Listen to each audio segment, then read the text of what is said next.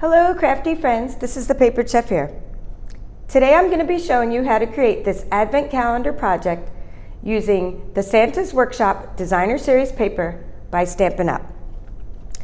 A couple weekends ago I attended On Stage in Paris. It's an event for demonstrators. And I came back and I showed my crafty friends through a series of 6 videos lots of the swaps that I received from other demonstrators. Here are 2 of the swaps that I received that inspired this project. So first I showed you on video, and during the videos I took them apart. And one of my viewers, Sue Huskins, when she was viewing part 5, she said, please show us how to make the little stand-up box. I want to give it to people. So thank you, Sue, for inspiring me to reverse engineer how these were created, and you inspired me to do this entire project, because once I got started, I thought, what can I do with all these little boxes? And that's when I came up with the advent calendar idea. Okay, so first I want to say, here are the 2 demonstrators, and I did go to the first one. I went to this blog, and I did find lots of great projects on her blog, but I couldn't find anything about how she created this box. And the next one I Googled, and I might not have seen it correctly, but I couldn't find a blog on this one at all. So that's why it led me to just take it apart and figure out how they did it. Okay, so what I did is I start with what was the overall rectangle that they started with. And the overall rectangle that they started with is 4.75 by 3.25. So first of all, you're going to create 25 rectangles, or however many rectangles you want. So mass produce your rectangles, and the only thing to keep in mind is make your pattern go this way when you cut your rectangles. Because like your little trees, or your little, let me show you one with this exact paper so you see what I mean. Your little pattern is going to be showing on the front, on this long side. So your short side of your rectangle will be showing on the side of your box and the top, and one side will be upside down, but that's okay. So you want your pattern to be this way. So that was one of my first trials. I realized I cut the rectangle the wrong way. Okay, so with that in mind, I have another template I'm going to show you. We are going to create, I've already created I've actually created 23 boxes so far, and I haven't labeled them all. And now I'm going to create the last 2 boxes with you. I'm going to just call them stand-up boxes, and we're going to create them together. I'm going to go through it first one time with my scoreboard. Then I'm going to show you the template I created, so you can pause the video, write down some dimensions, and then I'll go back through again and show you, just for reinforcement, how to create that. So let me tilt my camera down to my scoreboard so you can see that. And here we go. Okay, so I'm using this I'm not using the extra scoreboard, I'm just using my Stampin' trimmer for this. So in your trimmer, in the Stampin' trimmer, you have a score blade and a cutting blade. I love this because you have 1/4-inch square grid lines already. But sometimes I mix up the cutting blade with the scoring blade, so I labeled the C for cut. So let's get rid of the cut. We only want to score. That has a little ball on the end. See, I'm not hurting myself. All right, so we have our rectangles, and now you take the rectangle and you lay it. We're going to lay it this way. We're going to start with the short side, and we're going to go ahead and score at 1 inch. Okay, see, I'm laying it at 1 inch. Score and 2.25 inches. Okay. So now what we have, I'm just going to fold it just so you see. Just so you see what we have. Okay, we have 2 score lines. And it's hard to see. I had to turn on a lot of lights for this. Okay, good. Now we're going to turn it to the long side. And we're going to score at 0.75. Now I wish there was a little ridge up there to hold that, but there's not. So you have to make sure you're on that little line. Okay, 0.75. Hold it. Good. Score. Doesn't feel like anything happened. Okay, it did though. 1.75. Okay, 3 and 4. Okay, so now we're going to take all my little score lines again and fold them. Okay, and I have another one. I have another one partially done. Okay, so now, just so you know, so I have this one that's partially done. This one, because it's already folded in this format, this is the pattern that's going to show on the outside. But when you take this, so this one's showing on the outside. The same piece of paper, if you want this pattern to show on the outside, which is cute, you should alternate it. Then fold inwards. You know, when you do your folds, fold inwards so that you see the outside. Okay, now I have my score lines.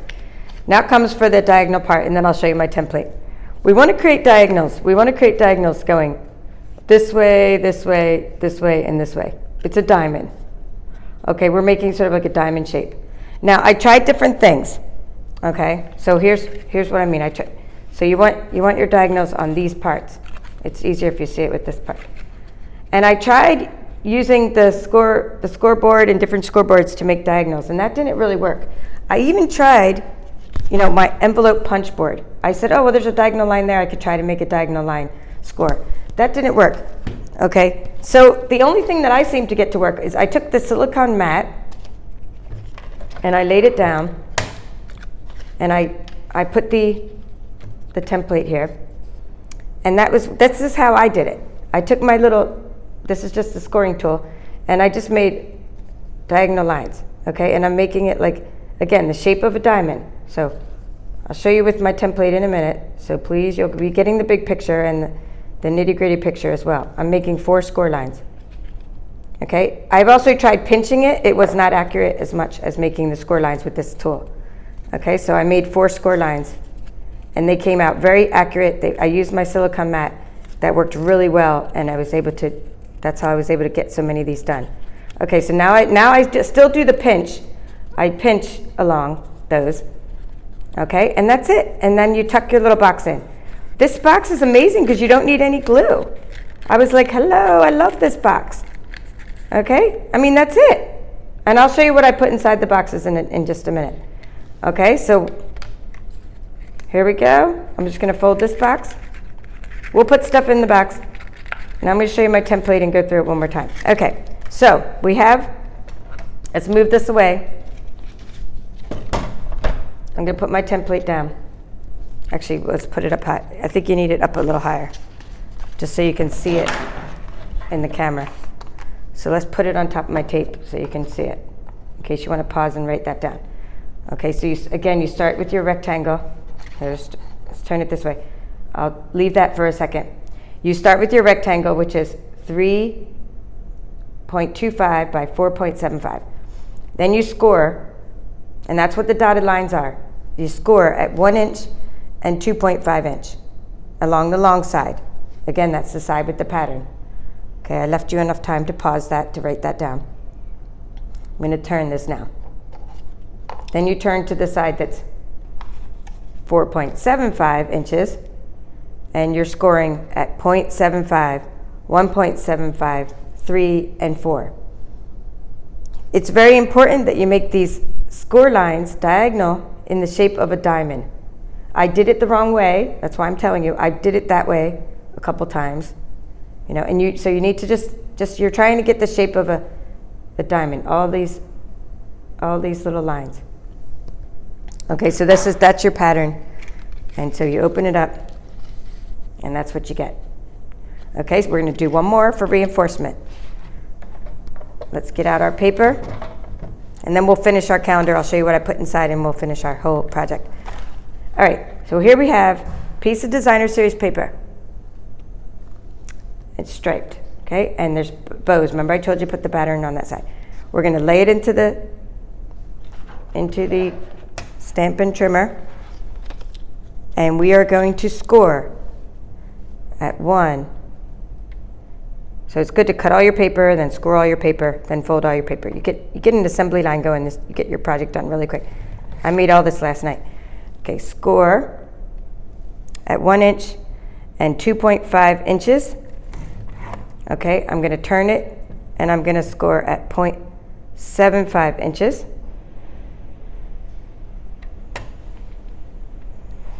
Okay, 0.75 inches, 1.75 inches,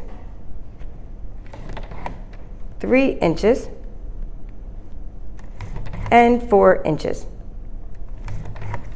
Okay, now we're going to fold Let's see what we want to be the outside. So let me look at my calendar. I look at, and I see what I'm still missing. I want the bows to be on the outside. Okay, I like the bows on the outside for this one. Okay, so I'm gonna then fold, since I want the bows on the outside, I'm gonna fold inwards. This paper's flocked, by the way, this designer series paper. So awesome. Meaning it has little fuzz on it. Really high quality paper. So I'm giving this project to my husband because he doesn't watch my YouTube channel, and he will definitely be surprised when he sees all the cute little boxes. But my only regret is that they don't fit more candy inside. They don't hold a whole lot. Okay, so it's hard for me to see without putting this right in front of the light. Okay, so there's my score. Score, score, score. Okay, so now I have the template, so I'm going to lay it down. You just use the side that you could see better, and I could see the score lines a little better on that one. And now I'm going to do the scoring in that diagonal fashion. So let's put that down. Okay, score 1. Definitely need my reading glasses for this one. 1, 2, 3. Okay, you gotta find the corner. Sometimes it's always good to bend your paper first because it's really easy to find the corner. And then after you score the corners, the four lines, then you just kind of pinch. Let's throw that down. You pinch, fold them, just so they're nice and neat. Okay, and then you're going to take your whole box and assemble it, and just pinch, pinch, pinch all these little ends. Okay, and I'm just going to assemble it where the pattern, the little bows, show outwards. See? So one side, that would be the front side. The side that covers would be the front side. Okay, so now I'm going to open it one more time just to throw some candy in to show you what I want to show you the different things I put inside. And so I'll open it back up once more, and we'll finish off our project. Okay, so let me just tilt the camera back so you can have something to look at here. You will have the entire advent calendar to look at as we finish off this project. So all the candy is inside the boxes except for these last few. Put that down. I tried different things. I tried bonbons. They were a no-go. This was too big around the edges, okay? So that didn't work. I tried mini Tic Tacs. Perfect. Mini Tic Tacs fit in there perfectly. But my husband doesn't really like the flavored Tic Tacs, so I just wanted the mint one, so I found a couple of them to put in there. Okay, that works perfectly. Mini Mentos. You get these at like an office supply store. They're individually wrapped. They fit in there perfectly. Okay, Lifesavers. Perfect. But you can only fit one Lifesaver because they're individually wrapped. They fit in there perfectly. So I put Lifesavers in some. Lifesaver mints fit perfectly. Then I got into my other candy, which I know he likes. Like I know he likes sweet tarts. So I had some different sweet tarts. I know he likes Skittles, and I know he likes M&Ms and chocolates. Okay, so now there's the dilemma. How do you get these in there? So I just had to unwrap. So what I did is, and we'll put these in this one. I'm going to unwrap the Skittles and just show you. Okay, so I can't even put the whole pack of Skittles in there. I just went like this. I got the little square. Wait, is that the front? Wait, that's the front. So I went in the back here and I just dumped them in the little square, see? Like that. I filled about that many. And then I shut the little sweet box, and they stay in there pretty good. I was really surprised. Okay, so, and it even makes a little noise. So you can get sweet tarts and Skittles in there that way. M&Ms and all those kind of candies, they fit in there perfectly. I just think this is a great little present to put on someone's desk. You know, give them. So then you take your stickers from, again, Memories and More.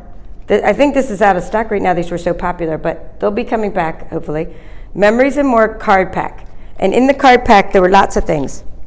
Okay, there were lots of things. There were lots of stickers. I'm going to do so many other things with these.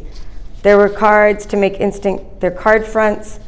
There were little ones. I mean, people do scrapbooking with these, but I cut them apart and use them for cards and for other projects. because I don't really do the project life thing or the planner thing. But you could do so much more with these cards. And I bring them to my classes and the students love them. So that's what I'm using. I only have a couple packs of these, but when I saw these stickers, I thought, oh, these are perfect. So let's do number 22. That will be the one we just made was 22. And then sometimes I embellish with Santa's Workshop enamel dots, enamel shapes, and these are like little embellishments. So we'll put 22 back there, and then we already have the others made, and I want to show you some more things to put inside.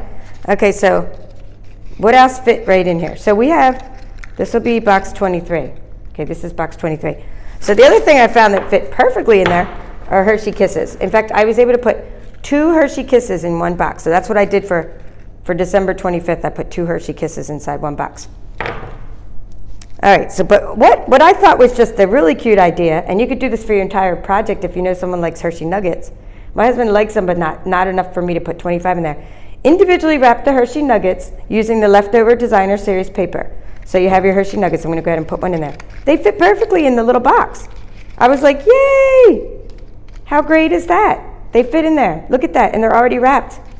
How great. You get a little house for your Hershey Nugget. So you could do good old 25 of those, just that alone. So just go buy a bag of Hershey Nuggets, wrap them up, and you're good to go. So this will be 23. And let's put a little enamel shape on top. I'm going to put a little bow on top of the box. Okay, and then my little 23 is crooked.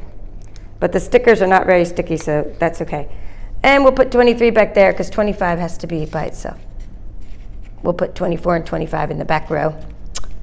This is going to be 25, by the way. I used the Signs of Santa stamp set and everything for this one, and I colored him in with some Poppy Parade. I used my brother's Scan and Cut to cut out Santa. I colored him with Poppy Parade and used some Wink of Stella, North Pole.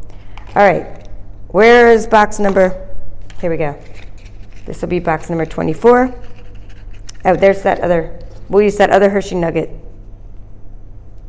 that has a little Santa shape on it.